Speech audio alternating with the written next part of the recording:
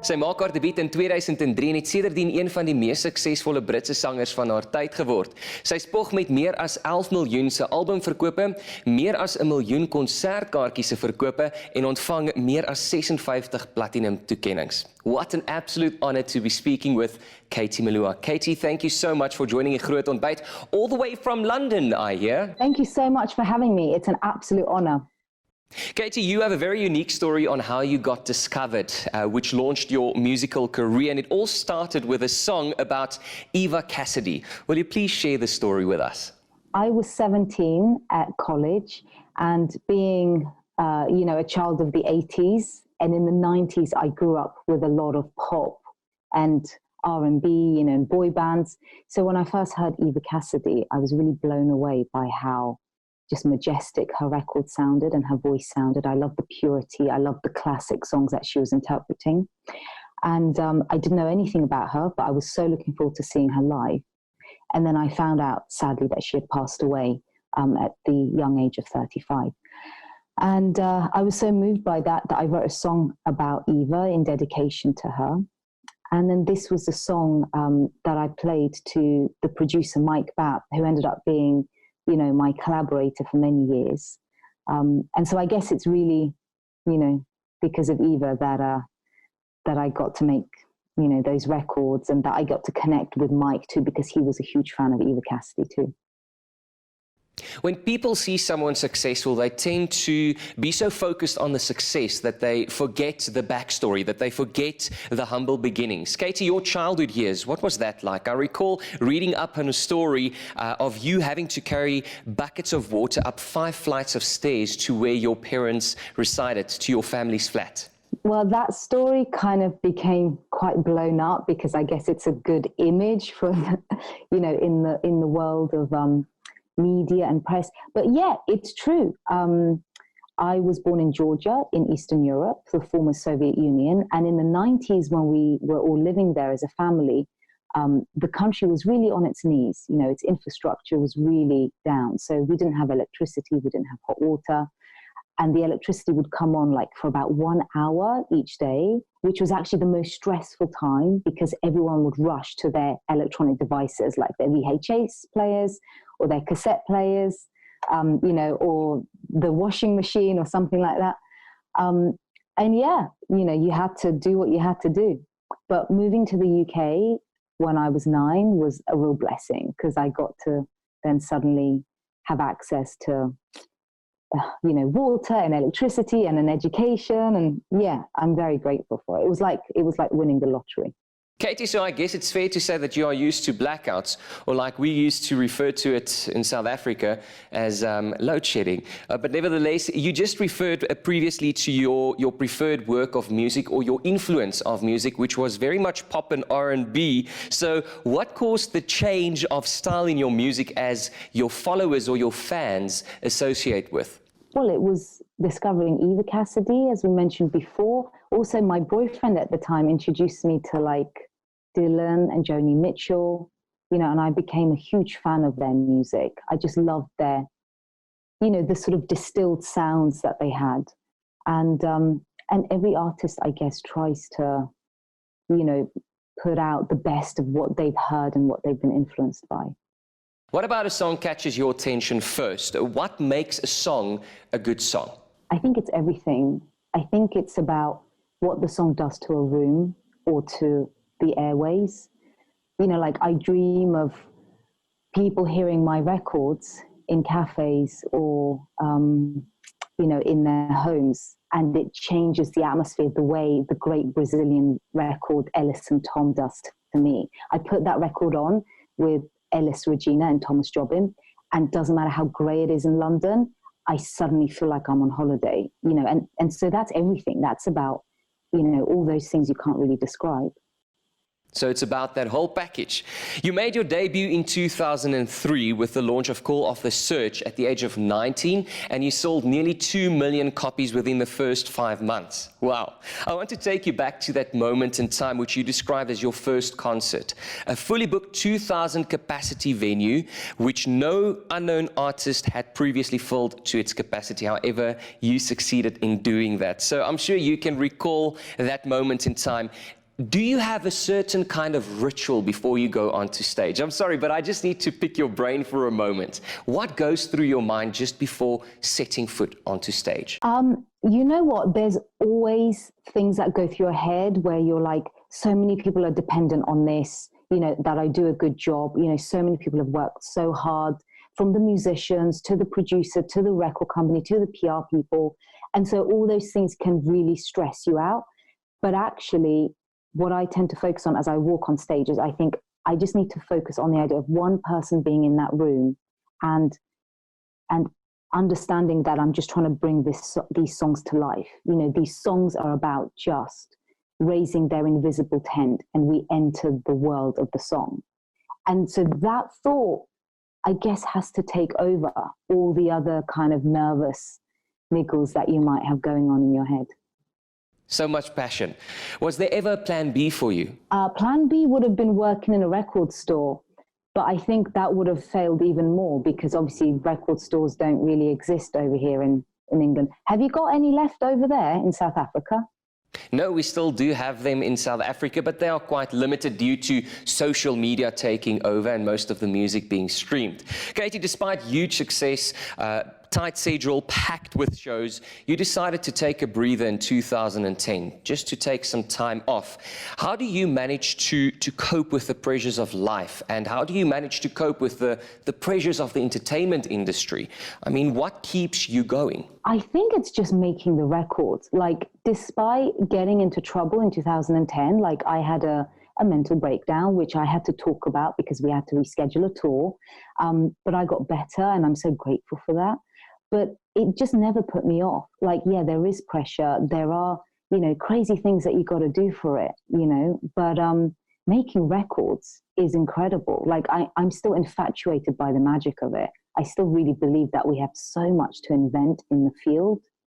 And, but I now listen to my body. I listen to when I'm tired and when I need to have a break. And I kind of look at things more seasonally. So like, I don't think, okay, every single day I need to like be exercising and I need to be making, writing and I need to be responding to all the emails. I actually think, no, you know what? Let's look at it seasonally, the way nature behaves. So that seems to help. Some advice that everyone can follow.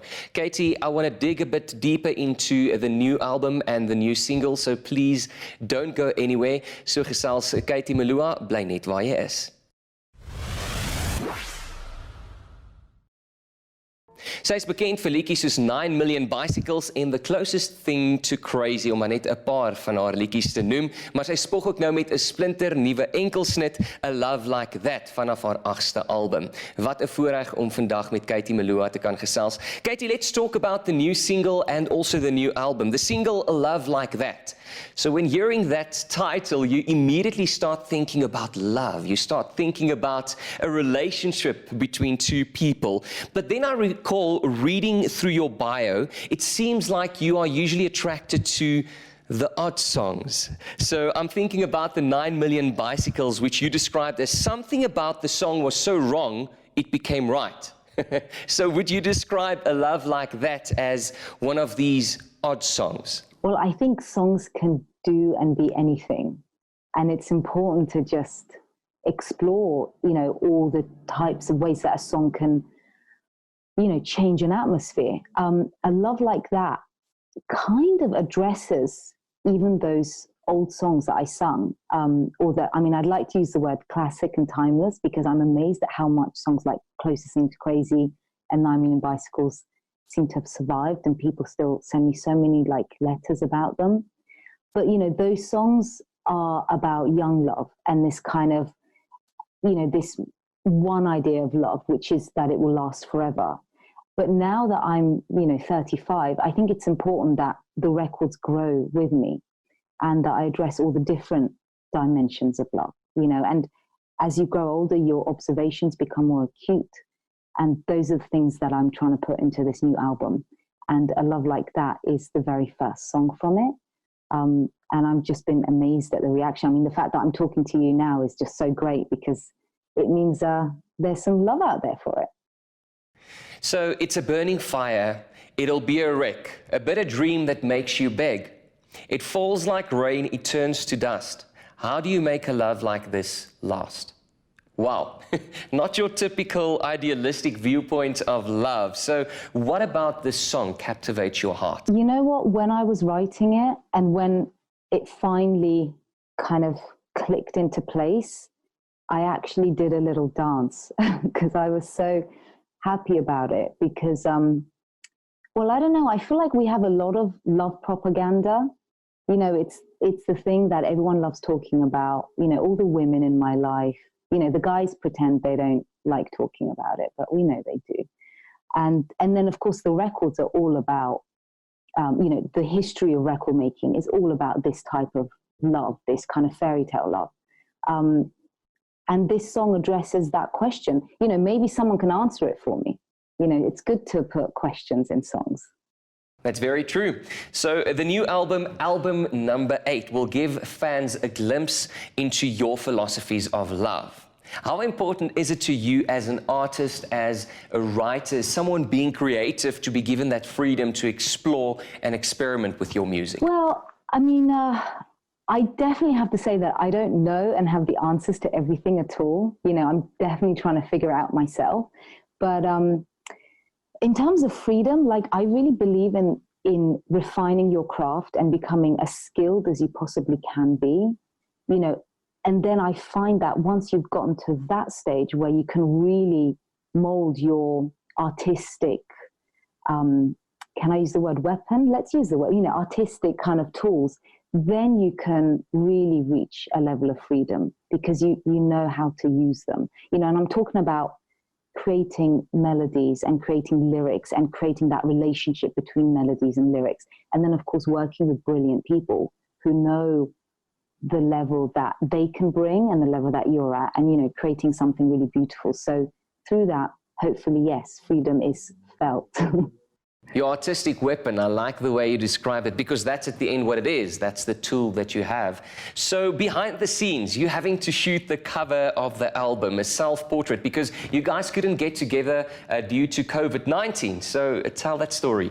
It is. We had to also mix the record during isolation, you know, because, yeah, the pandemic happened and no one knew what was going on.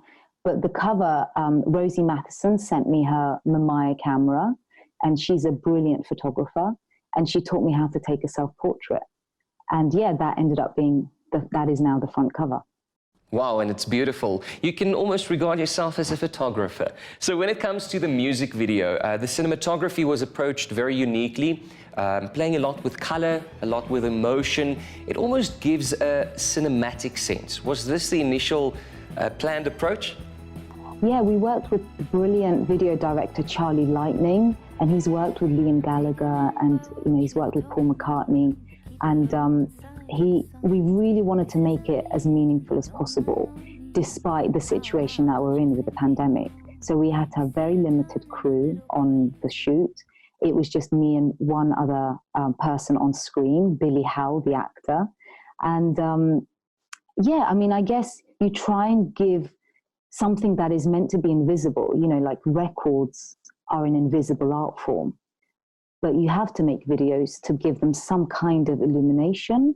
And Charlie really had the right approach to it. So I'm very happy that, you know, we made these videos. You have so many special moments as part of your career in the music industry. What do you regard as your all-time favorite or your all-time highlight of your career?